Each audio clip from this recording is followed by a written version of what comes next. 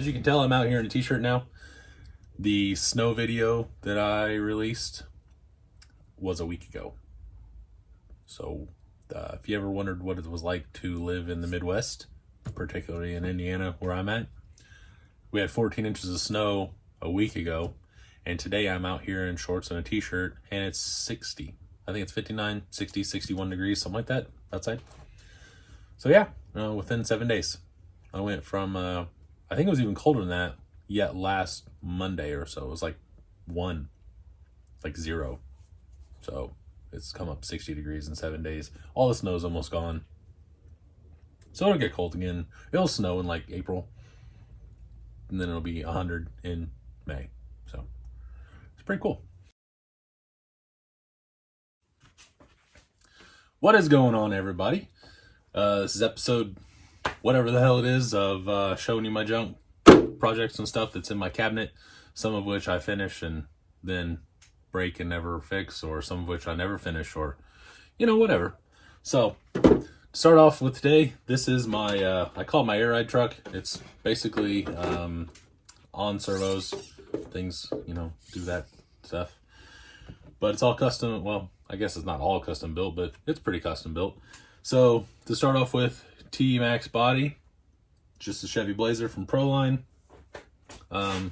Just kind of something I thought was cool. Take that off here real quick.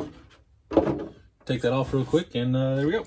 It's a custom chassis that I built out of plexiglass. Basically, it was a RC18 that I cut in half and then built the plexiglass chassis and extended everything out and then rebolted it. You can kind of see in there where it's all, It is brushless and dumb. I wish I would have probably kept the stock ESC and motor, because this has a 7,000 kV reedy in it, and now it's two-wheel drive because I didn't extend the drive shaft, the center shaft, and it just blows the rear tires, just spins them everywhere, and then just starts doing donuts. It's uncontrollable and stupid, and I wish I never would have done it. So one of the first things I'll probably end up doing is putting a more stock system in this, if not a brushed, like actual stock system, just so that I can actually drive it. But here nor there, it has drift wheels. I believe these are like 2.0s. They're just, I think they're MSTs or HSP, whatever the China drift wheels are. That's what these are. They've got like a 6 or 9 millimeter offset. I can't remember which one. And they're just touring car tires that are stretched over it.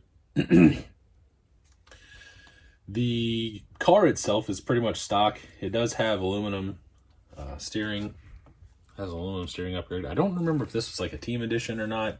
I don't think it was, but it could have been, or I had team edition parts or something. I don't remember. I bought like 6 of them and a lot, and then just I built one of these, and then we started building one for my buddy Ryan. And then I think I just put the rest of them together and sold them, and I have some spare parts. But regardless, so each servo goes to, or each wheel has each each arm and wheel has its own servo. They are high-tech HS77 BBs. I don't remember exactly what the specs of them are, but they are not enough to do what I'm asking them to do. That, and I believe it needs a better BEC all around, and I'm gonna have to rewire it. It doesn't, I don't know. It could work better. Let's just put it that way. They have a hard time holding everything up, and I don't know if it's from the voltage that they're not getting, or if it's because the servos just don't have the power to do it. But let's see. It's pretty basic. It's set up on my DX4, which will now be my DX5, but it just front to back. So everything has like a ride height, basically. So ride height is pretty much where the servo arms are straight out. Then you can drop it all the way down, and it'll just pretty much barely touch and just kind of scoot along a smooth surface. Or you can go all the way up. You can kind of do, something all the way up. You can dump the back or put the back at ride height, and then do the front all the way up and kind of drag the back of it and everything, which is pretty cool because it actually drags the back of the chassis. That's pretty much it.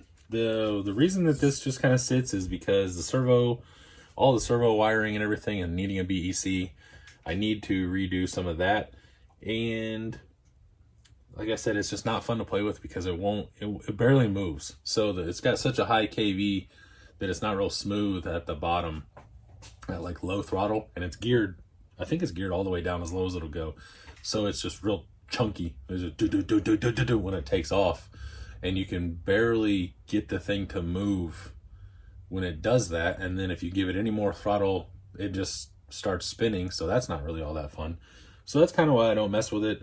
I've taken it to the suds once or twice, I believe. That's basically what I built it for, was just I'll take it when I go to a real car show, like if I was taking the wagon or whatever I had at the time, and just kind of play around with it, you know, let people look at it, whatever. That's basically it. The only reason that I don't play with it is because it has a few little problems, and they're pretty easy fixes as far as I'm concerned. I just haven't done it for whatever reason. I don't know. I lose interest in things pretty quickly and jump to something else, then jump to something else, come back. So I'm sure you guys have seen the 20 different projects I have with our, you know, done crawlers and things that aren't and all that. I just need a constant turn of stuff. I can't just stay on one thing because my brain doesn't let me. As always, subscribe if you want. Make it harder on yourself. Don't watch me. Do watch me. You're going to do whatever you want to anyway, no matter what I say. So that's it. Hope you guys have a good day, and I do appreciate you watching if you have. Later.